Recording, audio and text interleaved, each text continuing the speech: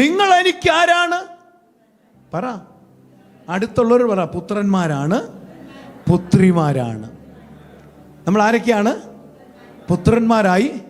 അയ്യോ, ഈ ക്രൂശിൽ ഇങ്ങനൊരു കാര്യം നടന്നു കേട്ടോ. ക്രിസ്ത്യാനികൾ പല കൂട്ടമാണെങ്കിൽ ഒറ്റ കുടുംബത്തിൻ്റെ അംഗങ്ങളാണ്.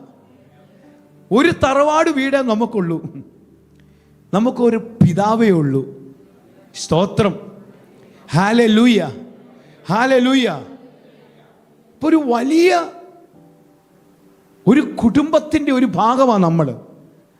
ആമേൻ, സ്തോത്രം.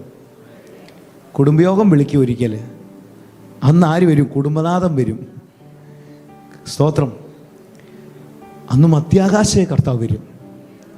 എന്നിട്ട് കുടുംബാംഗങ്ങളെല്ലാം എടുക്കപ്പെടും.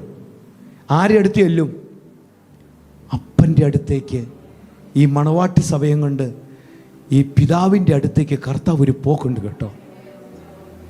ഹല്ലേലൂയ.